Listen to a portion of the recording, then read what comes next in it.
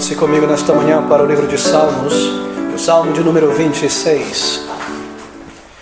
Antigo Testamento, agora no Salmo de número 26. Estas palavras, versículo 1 em diante de Davi.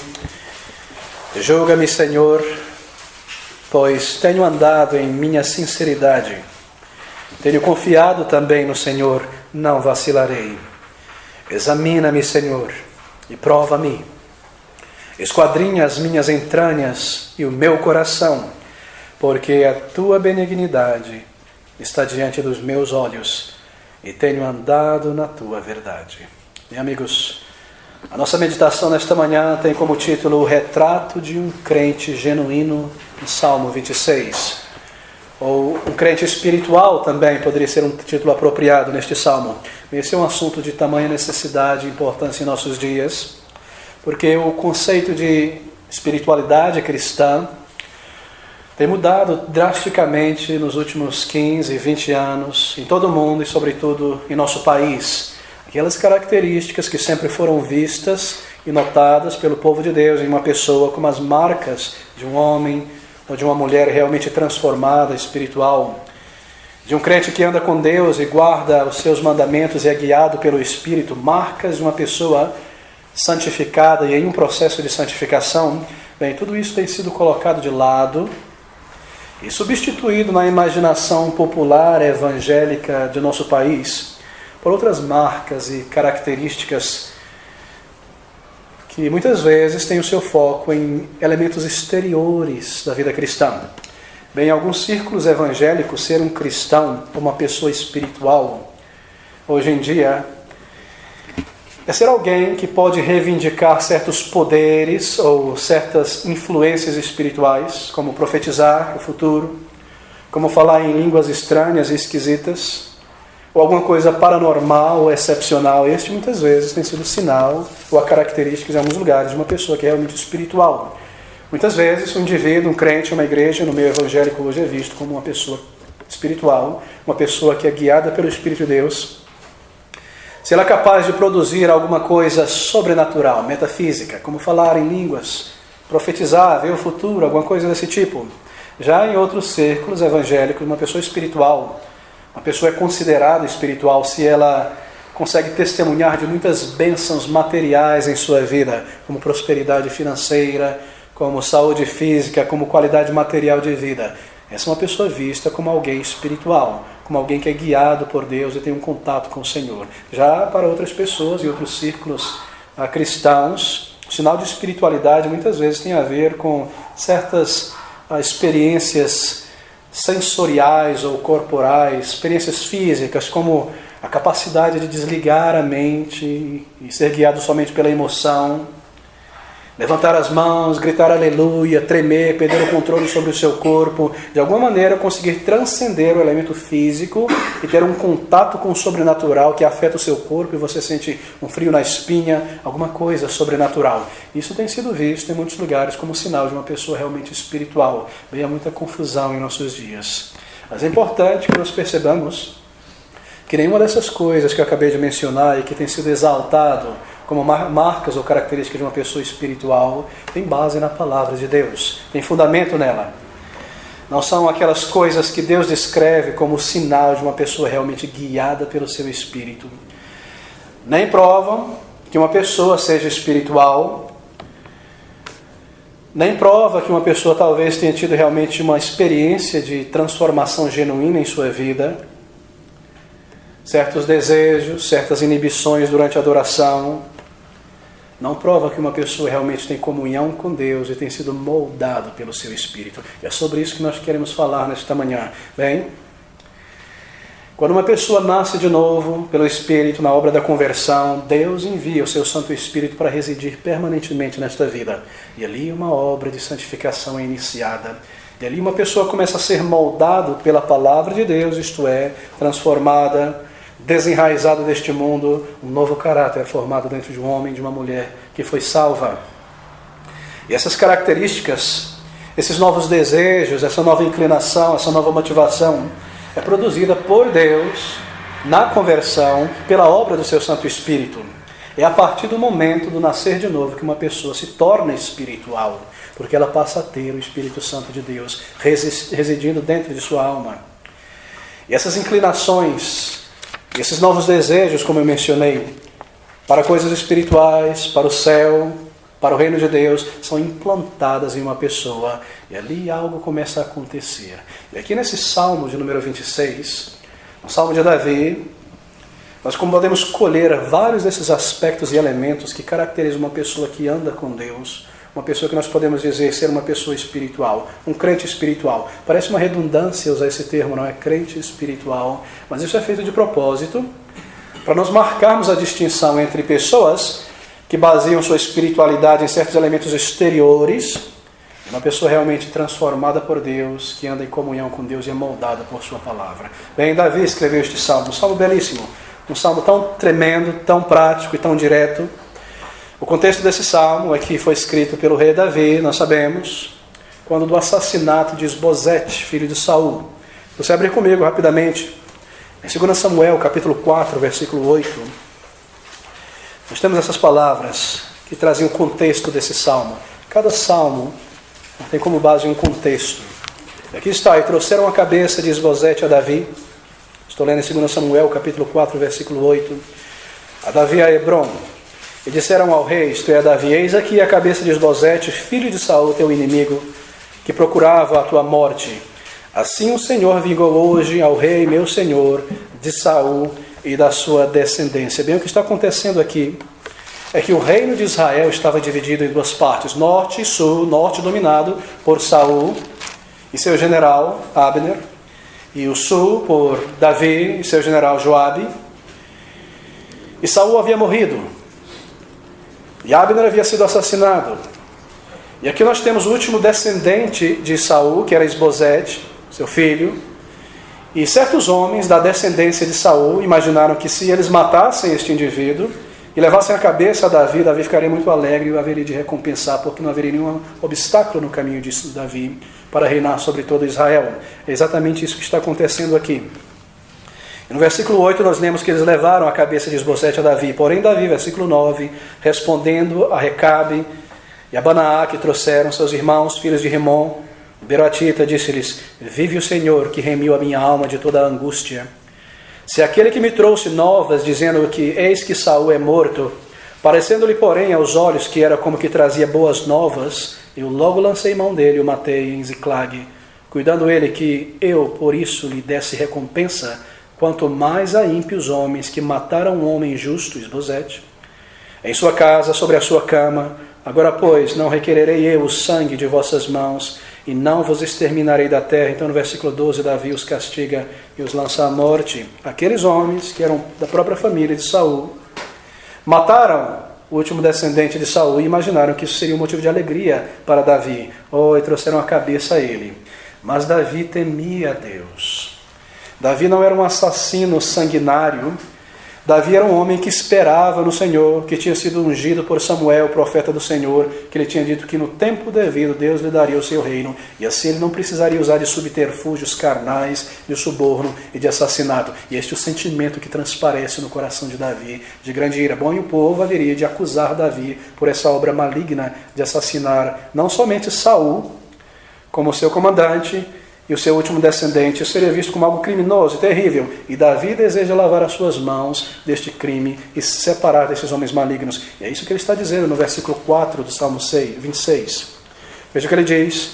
Não me tenho assentado com homens vãos, nem converso com os homens dissimulados. Tenho odiado a congregação dos malfeitores, nem me ajunto com os ímpios.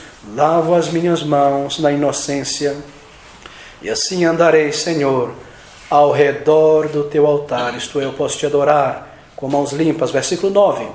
Não apanes a minha alma com os pecadores, nem a minha vida com os homens sanguinolentos, em cujas mãos há malefícios e cuja mão direita está cheia de subornos. Bem, Davi declara a sua inocência, e é nessa postura de Davi, como um homem temente a Deus, um crente espiritual, se posso assim dizer, um crente genuíno, que nós podemos agora colher deste salmo as marcas de um homem, de uma mulher espiritual. Aqui está, queridos, as marcas de uma pessoa espiritual. Versículo 1, ele diz, julga-me, o que pode ser traduzido como vindica-me. Marcas de uma pessoa que foi transformada por Deus. Vindica-me, ó Senhor. Tu conheces a minha inocência, em outras palavras. Tenho andado em minha sinceridade. Amigos, são muitas as marcas de uma pessoa transformada por Deus. São muitas as marcas na Bíblia de uma pessoa guiada pelo Espírito Santo de Deus. Você conhece talvez várias dessas listas. Ali em Gálatas, capítulo 5, 16, nós temos uma lista característica, tão bem conhecida, de uma pessoa transformada, de uma pessoa que é moldada pelo Espírito Santo de Deus. Gálatas 5, versículo 16. Digo, porém, andai em espírito e não cumprireis as concupiscências da carne, porque a carne cobiça contra o espírito, e o espírito contra a carne, e estes opõem-se um ao outro para que não façais as coisas que quereis. Agora o versículo 22. Mas os frutos do espírito é amor, gozo, paz, longanimidade, benignidade, bondade, fé, mansidão, temperança. Uma lista tremenda dos frutos ou da obra do Espírito Santo de Deus em uma vida. Nenhum homem ou mulher pode tornar-se espiritual por si mesmo. É o Espírito Santo de Deus que cria vida espiritual e que gera, que faz produzir esses frutos de um caráter transformado, mencionado, listado aqui por Paulo nesta lista. Uma pessoa pode se enveredar pelo caminho da espiritualidade, do misticismo, pode buscar experiências sobrenaturais e contato com seres espirituais, imaginar que essas coisas lhe trarão alguma proximidade de Deus, mas transformação espiritual, um caráter mudado, é uma obra do Espírito Santo de Deus. Eu preciso enfatizar e reenfatizar e enfatizar novamente este ponto nesta manhã. Parece redundância, como eu disse, dizer crente espiritual. Todavia, o crente é espiritual. E diante do mundanismo e do materialismo e do esoterismo disfarçado de piedade nas igrejas, faz-se necessária essa redundância. Bem, queridos, aqui está esse versículo maravilhoso. Meu objetivo não é lidar de uma maneira sistemática com esse tema, mas escolher aqui desses versículos, esses elementos tão belos. Versículo 1, vindica-me, ou julga-me, Senhor, pois tenho andado em minha sinceridade. Tenho andado em minha sinceridade. Ele está dizendo aqui, estou eu, Senhor, sonda o meu coração, observa os meus passos e a minha vida, tu conheces a minha sinceridade, tu sabes como eu ando, julga-me, Senhor, põe-me na balança, vindica-me, tu conheces a minha vida. Davi busca por sinceridade, uma sinceridade no íntimo, um andar sincero diante de Deus. Bom, amigos, o oposto da sinceridade é, obviamente, a insinceridade. E a insinceridade é um coração dividido. Um coração dividido entre amar e servir a Deus e as inclinações egoístas e mundanas de viver para o ego e para mim mesmo. É uma pessoa que é alguém na igreja e no mundo outra pessoa. Em sinceridade, é uma pessoa que dá jeitinhos na vida cristã, que busca atalhos na sua santificação, que trapaceia quando as pessoas não estão vendo, que usa de desculpas quando ninguém observa, que cria atalhos na sua vida cristã. Isso é insinceridade. Se nós somente aprendermos a detestar essas coisas, o oposto da sinceridade em nossas vidas, então nós seremos moldados por Deus, na palavra de Deus. Sinceridade é algo tão importante na vida cristã. Cultivar e manter a sinceridade. Eu quero ser um crente sincero essa semana. Eu quero manter os meus compromissos com Deus acima de tudo. Ele veio a esse mundo por mim, para me salvar, para me resgatar. Ele me transformou, Ele me deu o seu Espírito Santo. Eu quero ser uma pessoa sincera nesta semana. Eu quero honrá-lo, eu quero agradá-lo.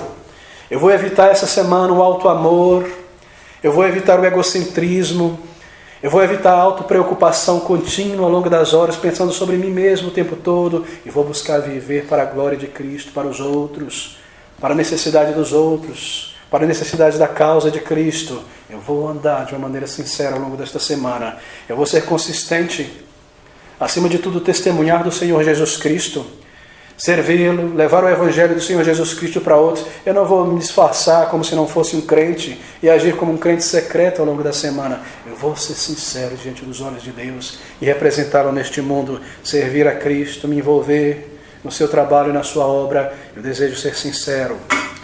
Mas se eu minto, e se eu digo coisas que são exageradas, e se a todo tempo eu tenho uma desculpa pronta atrás da língua para dar em qualquer situação, e eu aumento e exagero as coisas, ou diminuo as coisas para me livrar de uma situação que eu me coloquei. E se eu entro no caminho das desculpas, sempre pronto a trazer uma desculpa, indo embora uma desculpa legítima, mas eu não fiz nenhum esforço para cumprir minha palavra, e cumprir meus compromissos com o Senhor, e na casa do Senhor, ou com as pessoas, como eu posso manter a sinceridade em minha vida? Querido, sinceridade é a base do nosso andar com Deus, ela anda junto com a fé. Davi busca cultivar a sinceridade, ele diga: julga-me, Senhor, vindica-me, pois tenho andado em minha sinceridade. Tremendo! Um homem e uma mulher espiritual anda em sinceridade. A sinceridade é um fruto remarcável do Espírito Santo. Paulo coloca a sinceridade como aquele grande cinturão da armadura do crente. É magnífico pensar sobre essa ilustração, porque aquele cinturão do soldado romano era onde todas as peças da armadura eram acopladas. O peitoral era colocado ali, a espada era colocada ali, o escudo era pendurado ali. Tudo dependia daquele cinturão. E Paulo compara o cinturão do soldado cristão com a sinceridade. Se ele não estiver ali, tudo mais não vai funcionar. Você não vai conseguir lutar ao longo da semana, nem servir ao Senhor, se não há sinceridade diante dos olhos de Deus. Será que eu sou sincero? Eu venho à casa do Senhor e eu adoro, mas durante a semana não há oração, e não há leitura da palavra de Deus, e não há uma busca sincera, ativa por santificação, e o mundo consome os meus pensamentos e as preocupações desta vida. Amigo, sinceridade é a base da nossa vida cristã. Sim, fé está ali. E sinceridade, este cinturão em nossa armadura. Tudo mais depende disso aí. O caráter cristão é marcado por sinceridade. Você não poderia pensar sobre um crente sem fé? Deus não consegue olhar sobre um crente e não encontrar sinceridade ali. Sinceridade é parte essencial do nosso andar, nossa jornada com Deus. A palavra sinceridade ela é muito interessante em língua portuguesa. Ela vem, nos dizem os filólogos, de uma palavra latina, que é a palavra sumsera. Sumsera. Formada de duas palavras compostas. Sum, de onde nós tiramos sem, sera, de onde nós tiramos cera. Sem cera. Sinceridade é sincera. Isso se refere ao período medieval, quando os artesãos, trabalhando em madeira, uma grande profissão naquela época, não é? Ao trabalhar uma madeira, talvez ele fosse um aprendiz, levava-se muitos anos para saber cortar, moldar, lidar com a madeira, construir todo tipo de coisa. E talvez ele não tinha tanta experiência. Ele cortava uma madeira antes da hora e não deixava o tempo suficiente na água para amadurecer. E aquela madeira, então, na hora de confeccionar uma mesa, um armário, um trono, alguma coisa, quebrava. Ou ela rachava. Então, o que fazia? O aprendiz ele criava uma mistura de cera com resina e restos de madeira para cobrir aquele buraco e pintar por cima. Não era íntegra a madeira. Não era completa a peça. E as pessoas, ao perceber isso, pediam um móvel sem cera, um móvel íntegro, um móvel completo. E exatamente esta ideia da sinceridade, sem buracos, sem falhas no caráter. Andando na presença de Deus como uma pessoa que anda sob os olhos de Deus, palavras retas, compromissos cumpridos, dar a palavra e fazer todo o esforço para cumprir, andar na presença do Senhor de uma maneira íntegra, sob os olhos do Senhor. Isso é sinceridade. Isso é o cinturão de um soldado cristão. Amigos, sem sinceridade nós naufragaremos na fé. É impossível andar consistente na presença do Senhor sem sinceridade. Sem sinceridade é como lutar sem um escudo. Satanás vai ter uma oportunidade fácil conosco.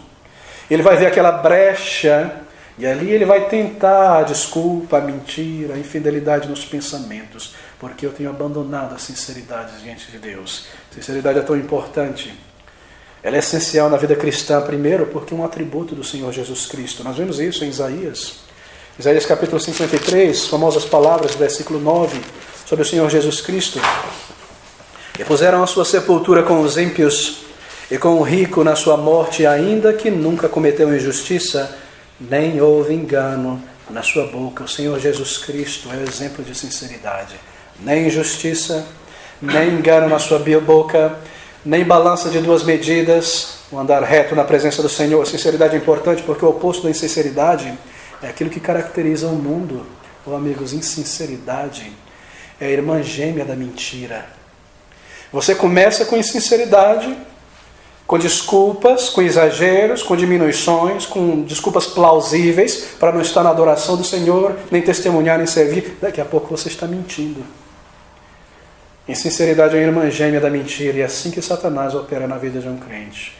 Às vezes ele não tenta diretamente a mentir, mas a insinceridade nos compromissos, na adoração, na comunhão com Deus, na palavra, nos meus votos. Ó Senhor, eu vou viver essa semana para Ti, e a segunda-feira chega e eu não planejei nada em como viver para Cristo. Nada em minha devoção pessoal, nada em meu testemunho pessoal. Será que a sinceridade, irmãos, sinceridade é necessária? Porque sem sinceridade nós iremos naufragar na fé. Não da fé, jamais perder a nossa salvação, mas na fé, e talvez Deus precise nos disciplinar. 1 Timóteo capítulo 1, versículo 19, essas palavras tão bem conhecidas. 1 Timóteo 1, 19, Paulo escrevendo a Timóteo sobre isso: conservando a fé, Timóteo, e a boa consciência, a qual alguns rejeitando, fizeram naufrágio na fé. Conservando a fé, uma boa consciência, a sinceridade que produz isso, que nos permite conservar a fé e uma boa consciência diante de Deus. Será que eu pequei hoje? E será que eu negligenciei os meus deveres? E o que eu vou fazer? Confessar ao Senhor e rogar graça e favor, ou colocar um pano quente na minha mente, ou racionalizar, ou empurrar para o lado? Oh não, sinceridade, Senhor, eu pequei, perdoa-me, ajuda-me, eu quero ser melhor, eu quero mudar, eu quero ser sincero diante de Ti. Ouça essas palavras: vindica-me, Senhor, pois tenho andado em minha sinceridade. Tu sabes, Tu vês, Tu conheces. Talvez o que Paulo tem em mente nessas palavras a Timóteo fossem as palavras condenatórias do Senhor Jesus Cristo contra os fariseus, sobre o fermento do fariseu, que é a hipocrisia. Pedro, ele insiste quanto à necessidade de sinceridade, a fugir do oposto. Amor sincero pelos irmãos, ele fala. Amor sincero, fé sincera, interesse sincero, adoração sincera, comunhão sincera. Bem, há algo mais nessas palavras de Davi que caracterizam um crente espiritual. Julga-me, Senhor, pois tenho andado em minha sinceridade. Parte B do versículo 1. Tenho confiado também no Senhor, não vacilarei. Um crente espiritual é caracterizado por uma confiança verdadeira no Senhor. Não uma confiança imaginária, não uma confiança romântica: eu confiarei no Senhor. Não, eu confio no Senhor. Eu dependo dele no meio das circunstâncias, eu sou guiado pelo Senhor. Confiança no Senhor. As marcas da igreja no início em Jerusalém, não foi?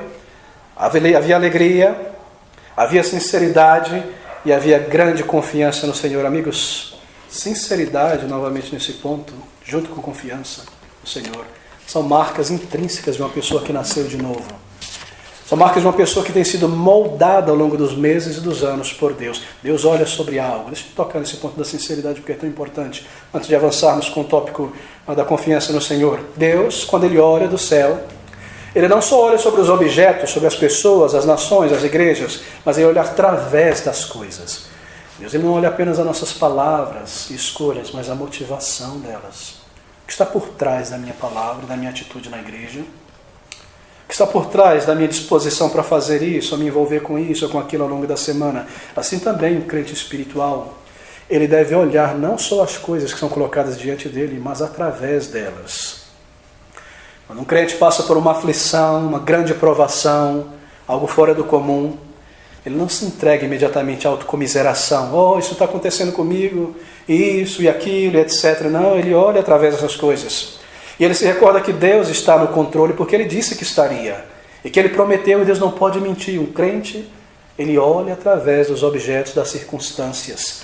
Ele lembra que Deus está soberanamente organizando todas as situações e que Ele tem um propósito e que Ele tem um treinamento para os seus filhos. Ele entende que Deus cuida e jamais descuida.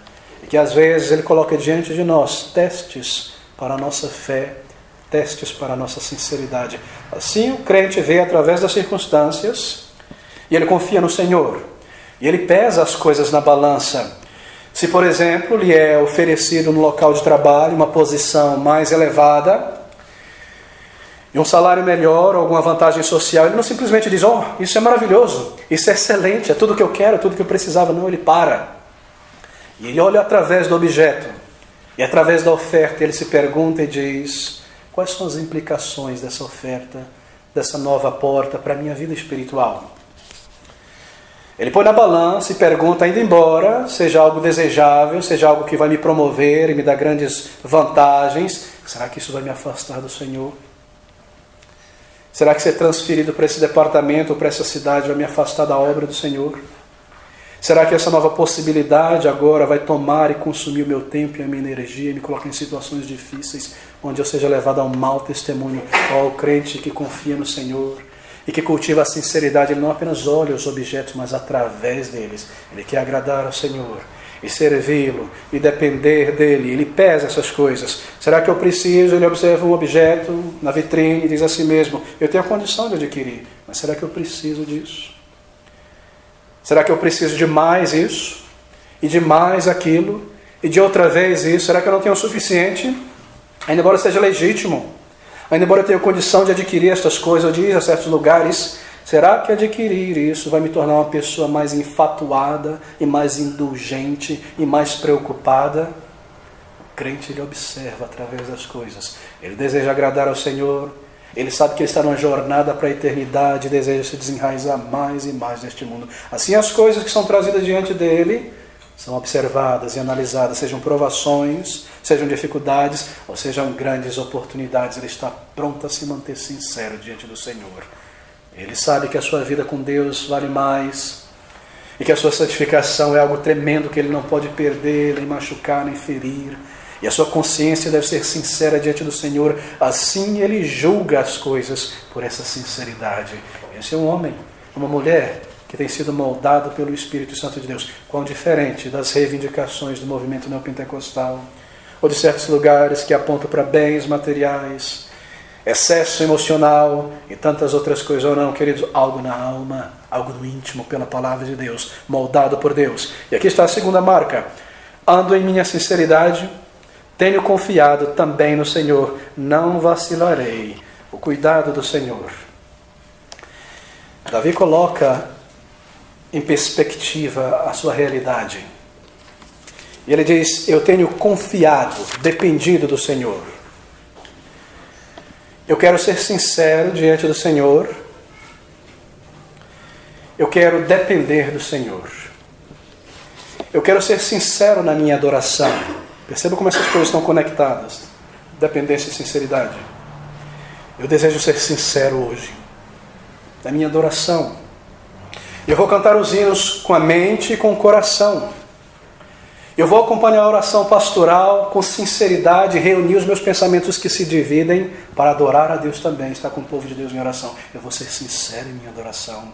E eu vou ouvir a palavra de Deus transmitida com fé, como que para mim, não como para o meu vizinho, e não para fulano e Beltrano. Para mim essa palavra é Deus que está falando. E eu preciso ouvir o que Ele tem a dizer para mim. Eu vou ser sincero na minha adoração. Ou no meu trato eu vou ser sincero com os irmãos. Aqui está minha irmã, aqui está meu irmão. Eu preciso ser sincero em minhas palavras. Eu preciso ser reto em minhas atitudes. Meus pensamentos devem ser puros. Minha atitude deve ser correta. É um irmão em Cristo, é uma pessoa com quem eu vou conviver na eternidade, alguém por quem Cristo morreu. Eu vou ser sincero com este irmão. Eu vou ser sincera com este irmão. Na casa de Deus, no serviço do Senhor, eu vou ser sincero. Eu não vou apenas me alimentar e receber cuidado espiritual e atenção, e extrair, mas eu vou dar também, e me envolver, e me comprometer, e observar o que precisa ser feito, estar envolvido na obra do Senhor. Eu vou ser sincero, Senhor. Eu vou estar envolvido na tua obra. Tu me vês, tu conheces o meu coração. Senhor, tenho andado em minha sinceridade, diz Davi. Sinceridade está na raiz da fé. Deve ser cultivada a todo custo. Deve ser mantida a todo custo. Sinceridade é a religião prática de uma pessoa transformada. É a prova da genuinidade cristã. É aquilo que é visto como diferencial neste mundo, uma vida santa e sincera. Oh, amigos, é a marca de um crente espiritual. Sinceridade. Um crente confia no Senhor também. Confio no Senhor, porque eu sou guiado pelo teu Espírito, isto é o que ele está dizendo. E assim ele mede todas as coisas nessa balança da confiança no Senhor.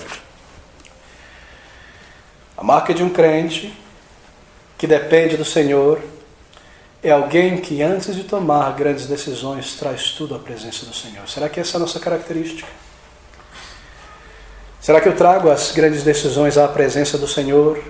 Ou eu me inclino à minha inteligência, astúcia ou intuição? Oh não, Davi não fazia isso. Nós lemos sobre Davi no livro de Crônicas. Ele vinha à presença do Senhor. Senhor, eu devia ir para a batalha hoje. E Deus respondia sim. Senhor, eu devia ir à batalha amanhã. Deus respondia não. E cada vez que ele ia à batalha, ele vinha à presença do Senhor no templo para buscar a direção de Deus. Ele não dizia, nós ganhamos ontem e antes de ontem, então nós vamos ganhar hoje também. Não, um crente que depende do Senhor é alguém que realmente se inclina à vontade e dependência do Senhor. Isso deve marcar as nossas vidas. Nós fazemos uma análise sincera de nosso coração. Nós examinamos a cada dia como nós temos andado. Quanto eu penso sobre Deus? Quando eu penso sobre as coisas do céu e do reino do Senhor neste mundo, será que eu estou envolvido com elas nessa vida? Será que as promessas da palavra de Deus ainda movem a minha alma? E assim eu dependo do Senhor e sou guiado por Ele nas grandes decisões. Essa disposição estava presente em Davi, sinceridade e independência. Ele diz no Salmo 139, versículo 24, sonda-me, ó Deus, e conhece o meu coração, prova-me e conhece os meus pensamentos e vê se há em mim algum caminho mau, e se há, guia-me pelo caminho eterno. Será que essa é a nossa oração sincera? Nós lembramos dos discípulos do Senhor, não é? Naquela grande ceia. E ali o Senhor Jesus Cristo revela que um deles haveria de traí-lo.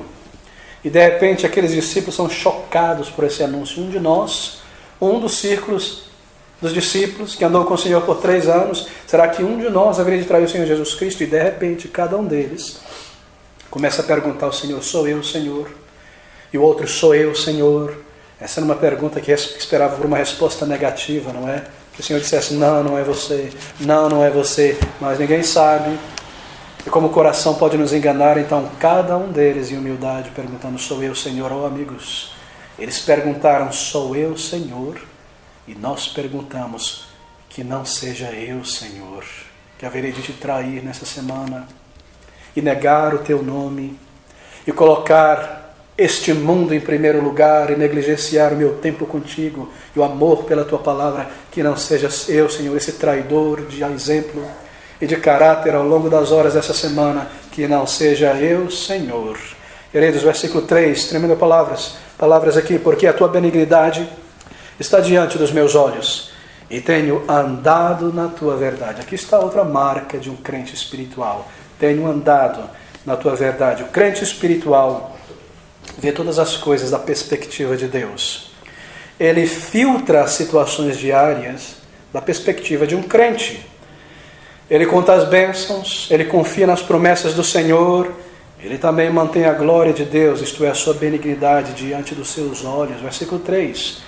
Porque a tua benignidade está diante dos meus olhos. Diante dos meus olhos, isto é, para pensar sobre elas. As tuas benignidades estão diante dos meus olhos, para pensar e contar quantas benignidades em minha vida, desde a salvação, ao longo da jornada cristã, elas estão continuamente diante de mim.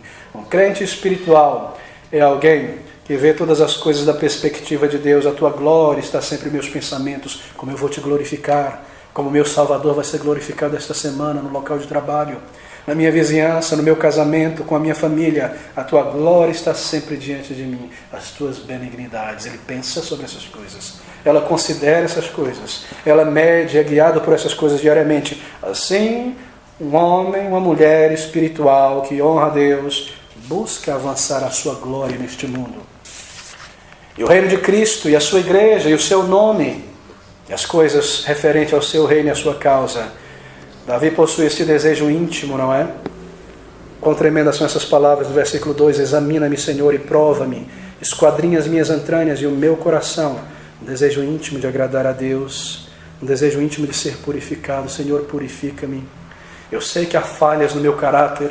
Eu sei que há traços na minha personalidade que ainda não foram vencidos. Purifica-me, Senhor, como se purifica a prata na fornalha. Ele deseja purificação no íntimo. Oh, examina-me. Prova-me no fogo, examina. Sonda-me, Senhor. Esquadrinha as minhas entranhas e o meu coração. Em outro momento ele vai dizer, quem pode discernir os seus erros, suas falhas? livra-me daqueles que me são ocultos. Irmãos, essa deve ser a nossa oração contínua. Será que nós nos conhecemos à luz da palavra de Deus? E temos crescido e trazido à luz da superfície, pela graça de Deus e seu auxílio, aqueles elementos do nosso caráter que precisam mudar? Talvez aquele orgulho absurdo, contínuo, que me faz andar e me portar como se fosse maior que os outros, ou melhor que os outros, que coisa absurda. Talvez aquela autocomiseração que me faz pensar sobre mim mesmo o tempo todo e o tempo todo. Será que eu preciso trazer isso diante de Deus e dizer, Senhor, purifica-me dessas coisas, lava-me disso? Oh, amigos, há tantas coisas em nós que precisam ser moldadas, e um crente espiritual busca por isso na presença do Senhor, almeja uma vida de santidade. Um crente espiritual almeja mais a santidade do que a felicidade.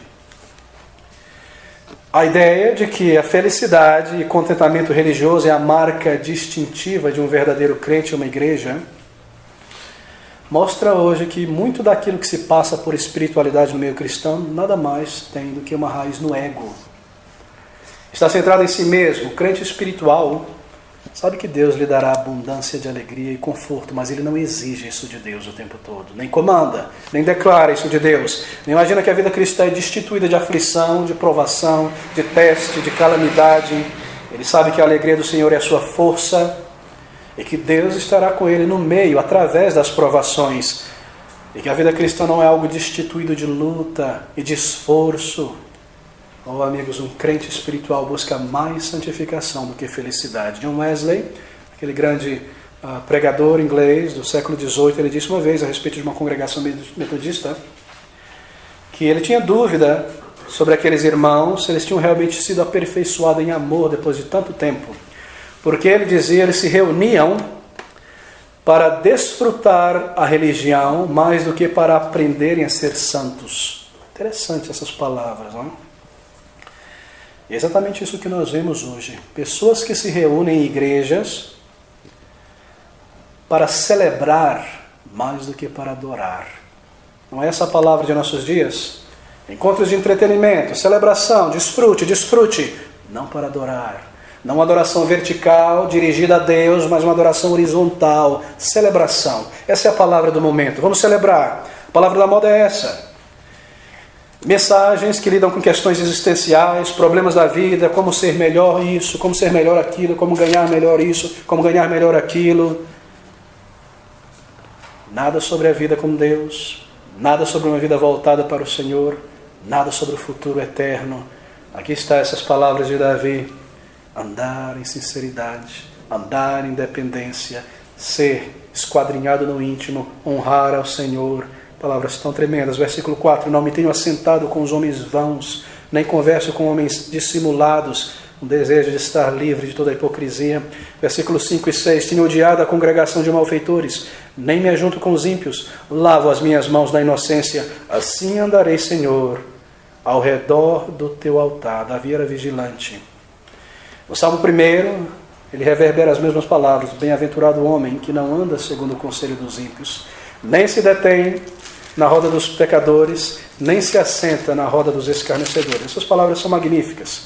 Aqui ele está descrevendo, nesse Salmo 1, o progresso do pecado, o progresso da insinceridade, o progresso do mundanismo. Ele diz: eu não ando segundo o conselho dos ímpios, eu não me detenho no caminho dos pecadores, nem me assento na roda dos escarnecedores. Tudo funciona dessa maneira. Primeiro, você começa a dar ouvido ao conselho do ímpio, seja na igreja, ou seja no mundo.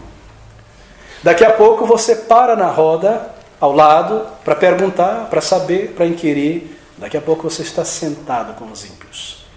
Bem-aventurado o homem que não anda segundo o conselho dos ímpios, se detém no caminho dos pecadores, nem se assenta na roda dos escarnecedores. É isso que ele diz no versículo 5. Tenho odiado a congregação dos malfeitores, nem me ajudo com os ímpios. Lavo as minhas mãos na inocência. Ele prefere morrer de um modo reto e justo aos olhos de Deus, do que se entregar à carnalidade e viver, ainda que próspero e com sucesso aos olhos do mundo, como mundano, como uma pessoa que pouco difere de um regenerado. Há um desejo no íntimo por santificação, há um desejo no íntimo por agradar a Deus, por viver diante dele como se eu fosse a única pessoa na face da terra e somente Deus, não para agradar os homens primeiramente, mas Deus. Essa é a ideia. Ele me vê, Ele me conhece onde eu estiver. Primeiro, Senhor, primeiro o seu nome, primeiro as suas glórias, primeiro a sua honra. E conforme ele anda em espírito, mais e mais indiferente ele se torna quanto ao número de anos que ele viverá na terra. E mais ameno, mais e mais preocupado quanto ele será frutífero para o Senhor em sua vida aqui na terra. Ele deseja partir no seu coração, mas ele deseja servir ao Senhor aqui nessa terra e agradá-lo. Esse mundo não é o mundo do crente, todo crente tem esse sentimento. Nós não somos daqui, nós não pertencemos aqui. Eu quero honrar ao Senhor e no íntimo viver para Ele. E durante o tempo que Ele me tem dado, viver para a sua glória, uma vida frutífera, uma vida consistente. Há tanto aqui, amigos, a minha maneira de agir, as minhas inclinações, o meu trato com as outras pessoas e meu tempo gasto ao longo da semana. Um crente espiritual faz a sua escolha e julga todas as coisas à luz da eternidade, à luz daquele grande dia. Se nós tivermos essa regra diante de nós, então a nossa vida será uma vida reta diante do Senhor. À luz da eternidade, amanhã com o Senhor. Se é amanhã com o Senhor, então para que tanto tempo gasto com isso? Ou com esse lazer, ou com aquele hobby? Será que eu preciso de tantos números e pares desses objetos? Será que eu preciso me sobrecarregar com tantas preocupações? À luz da eternidade, logo com o Senhor, logo na presença dEle, vivendo para a sua glória. Seja na sua vida diária, seja na casa do Senhor, os pensamentos dele é: Senhor, santifica o teu nome. E aí adicione-se as palavras de João Batista: que ele seja engrandecido e eu diminuído. Esse é um crente sincero, um homem ou mulher transformada por Deus, uma pessoa espiritual, mais preocupado em honrar ao Senhor do que honrar a si mesmo, mais preocupado com a casa, com a obra, com o reino do Senhor, do que construir seu império neste mundo, seu nome neste mundo. Sinceridade, vivendo realmente para a glória do Senhor, conhecendo os princípios bíblicos que moldam a minha escolha, que moldam o meu caminho. O crente espiritual não permite que o mundo controle os seus gostos, as suas escolhas, dirija a sua vida. Toda escolha de um crente espiritual almeja glorificar a Deus. Será que isso retrata as nossas vidas, irmãos? Esse salmo é desafiador, não é? Para mim tem sido desafiador, tremendamente. O versículo 9 agora.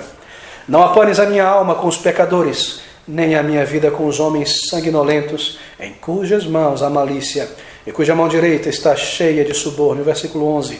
Mas eu ando na minha sinceridade, livra-me e tem piedade de mim. Davi não confiava em seu próprio coração, nem mesmo em sua sinceridade. Ele confia no Senhor. Observe que o título desse salmo está incorreto. No topo do versículo 26, Davi recorre, talvez seja a mesma Bíblia que você esteja usando que eu, a Deus, confiando na sua própria sinceridade. Está Davi confiando na sua sinceridade ou no Senhor? Versículo 1. Ando em minha sinceridade, tenho confiado também no Senhor. Queridos, nós confiamos no Senhor. E não na nossa capacidade. E não em nossos bons pontos. E não enquanto nós temos agradado a Deus. E não nas coisas que nós temos feito para o Senhor. Nós confiamos no Senhor. Isso é muito importante distinguir. A nossa confiança tem que estar nele. Na salvação foi assim. E deve ser assim na nossa jornada até o céu. Nós lemos e aprendemos sobre essas coisas e elas devem moldar as nossas vidas. Versículo 12 agora. O meu pé está posto em caminho plano. Nas congregações louvarei o Senhor. O pé posto em caminho plano se refere à estabilidade na presença do Senhor. O crente espiritual é alguém estável em seu relacionamento com seu Deus. Ele não anda por um tempo na comunhão e na presença do Senhor e se desliga por 2, 3 semanas, daqui a pouco volta à comunhão com Deus. Ou está na casa de Deus por um tempo, depois desaparece, envolvido em algum projeto, em alguma coisa no mundo, e depois volta frio, sem motivação para a presença do Senhor. Não, não. O meu pé está posto em caminhos planos. Ele é contínuo.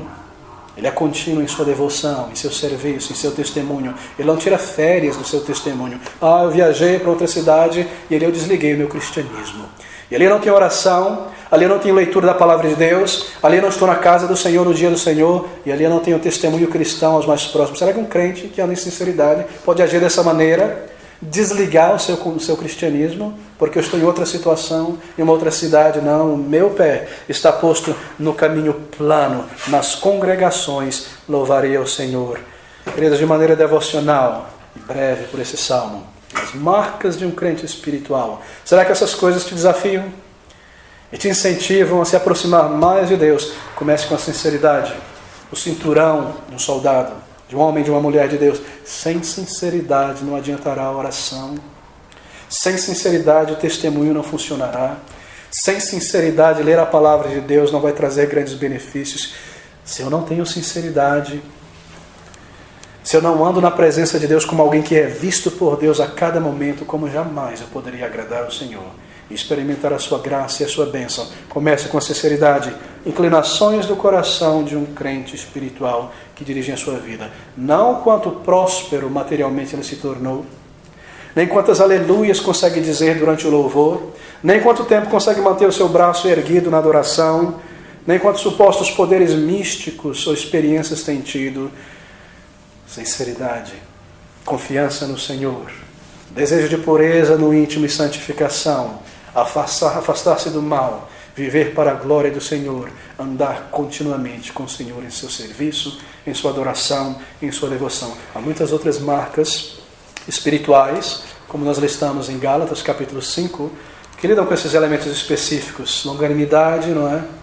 Temperamento controlado, mansidão, paz, domínio próprio. Em Colossenses capítulo 3 nós temos outra lista, a partir do versículo 8 também.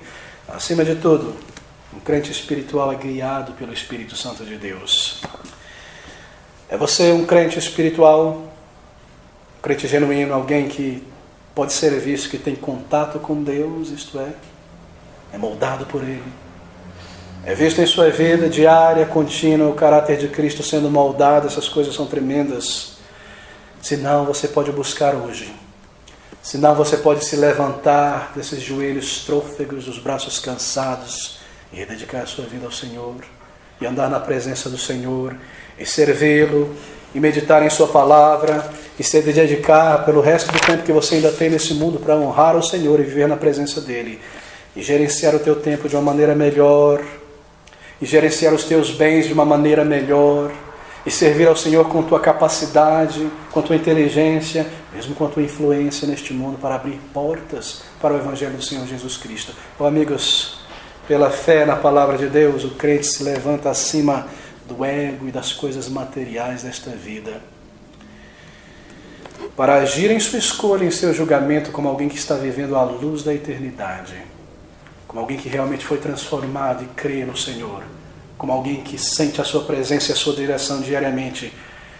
Quão tremendas são essas coisas! Nós lemos sobre o amor pela palavra de Deus no versículo 7, publicar a voz do teu louvor, contar as tuas maravilhas, envolvido sempre no testemunho de Cristo Jesus, envolvido sempre na obra do Senhor. Então você verá os frutos, então você verá a maior paz, maior maturidade, maior alegria, maior certeza. Ouça essas palavras: julga-me, vindica-me, Senhor, pois tenho andado em minha sinceridade, tenho confiado também no Senhor, não vacilarei. Que Deus abençoe e aplique essa meditação na sua palavra às nossas almas e aos nossos corações nesta manhã.